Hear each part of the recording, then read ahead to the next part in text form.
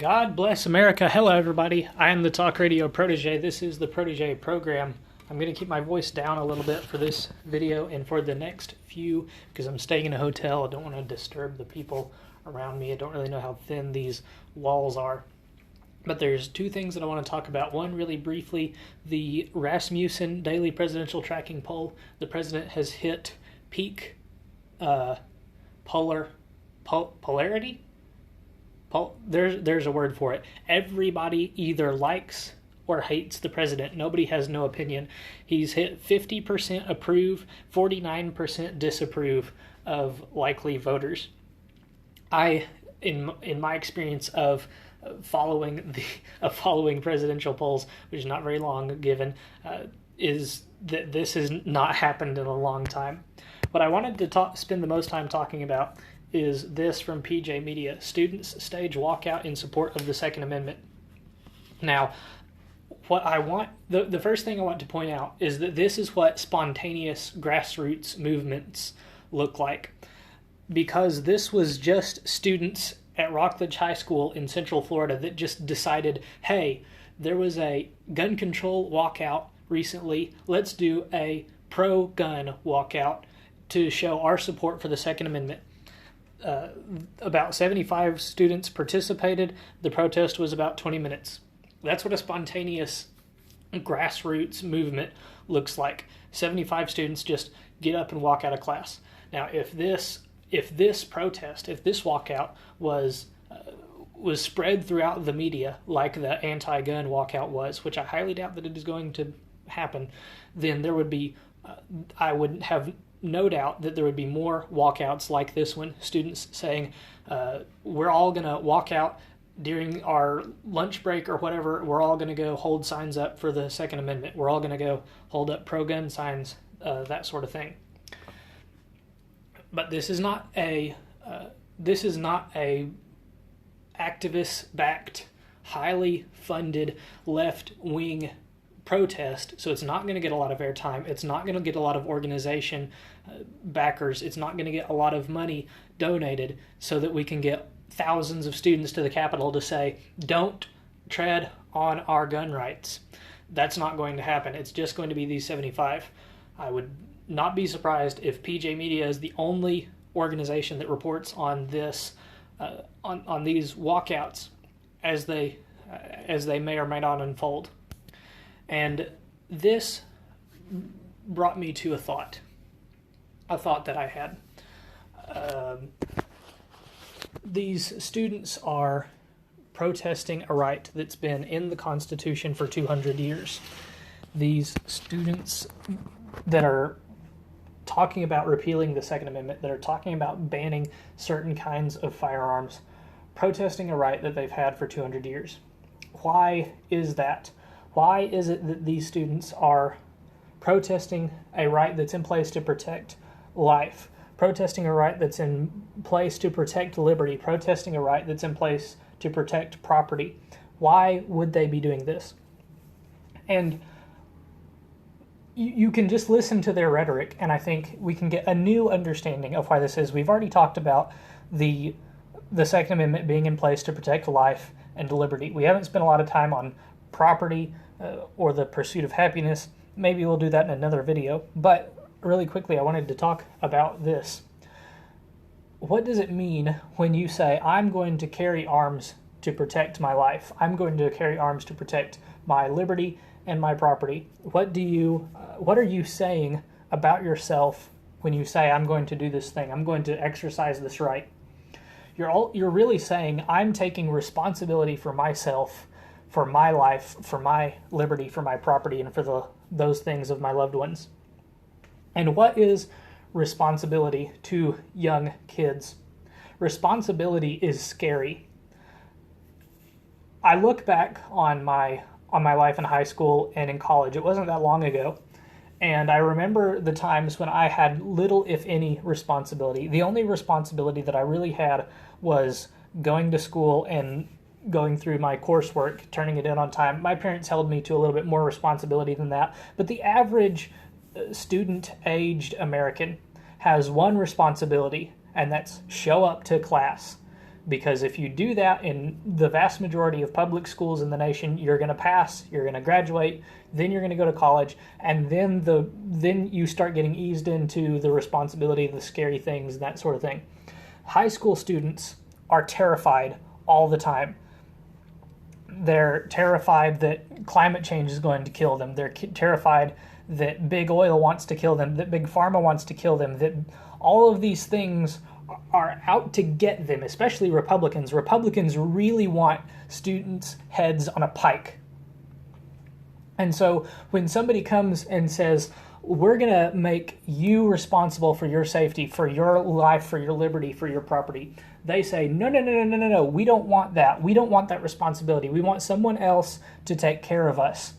You know, you think about this generation of students going as far as me, my generation of students, the millennials, have never seen a gun on a school campus, except for the ones way out in rural America. I had a cousin that went to a high school where the parking lot for all of the high schoolers was off campus, and everybody hunted squirrels after school. So there were rifles in every single truck that a high schooler owned. And that was the extent of firearms at that campus. Most high school students, though, have never, ever seen a gun on campus, and it terrifies them because it's something new. It's being responsible for the life, liberty, and property at that school, and taking a proactive stance and saying, we're not going to allow an attacker to come onto this school and be unopposed. And that terrifies these students. So they've lived in a gun-free zone their whole life in terms of school.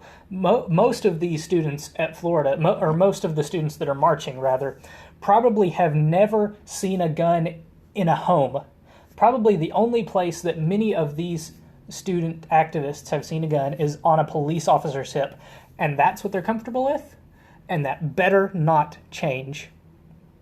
So when people start saying we need to get arms in the schools, we need to harden our schools, when people point out airports, casinos, hotels, restaurants, all of these places, there's armed security there, ready to repel an attack. And what's the one public institution that has no armed security, where arms are not allowed on any person? And that's at schools. And so when we say we need to take the same steps that at a school that we have been taking at airports, and these student activists, backed of course by the left, by the activism of the anti-constitution left, say, no, you will not bring these schools onto our campus. We do not want responsibility. Responsibility is scary. Responsibility is terrifying. We don't want responsibility. And so you end up with Parkland. You end up with other school shootings like it. There's a line down here. I don't see where it's written in the body of the column, but it's called out right here. Flashback to before the Gun-Free Zone Act that was passed in the 90s. There was no gun-free zones in the schools. I'm sure there were guns in the schools all the time. Many teachers probably carried guns in schools. High schoolers probably had them in their vehicles. There have been stories, a snippet here or there told, where, in fact, I think one is told in this column. Let me see if I can find it. Somebody said something about, maybe not. I thought I read that somebody said something about, in the school that I grew up, there was a gun in the back of every pickup and nobody got shot. Maybe that's in a different column, I'm not sure. But the fact of the matter is that these people are being lied to, are being misled about the danger of guns and about gun safety. And we're back. It's like nothing happened. I've told you there are two kinds of people in the anti-gun movement. There are the people that are misled and the people that are doing the misleading. And this image from the Brady campaign left me stunned. I could not fathom what I was looking at. Just in case you're visually challenged, let me tell you what it says. These criminals are breaking into your home to rob you, rape your children, and kill your dog. Do you really think that shooting them is going to change your plans? Their plans. The only reason that I'm not laughing maniacally is because I'm in a hotel and there are other people around.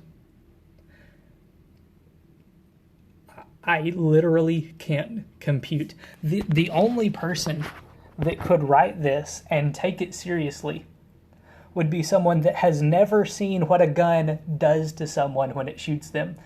These are the kind of people that understand that shooting someone with a firearm can kill them, yet they can't fathom how shooting a criminal would make them not want to commit crime. There are only two kinds of people in the anti-gun movement, the misinformed and the misinformers. If you think the Brady campaign is not a misinformer, you are either totally naive or totally misinformed, or one of the misinformers. That's going to do it for this video. Thank you guys so much for watching. I do have an update that I need you guys to be aware of. I posted a video of it earlier. The short version is this week, and the weeks to come are going to get and be hectic for me. I don't know what's going to happen to my upload schedule in the short term.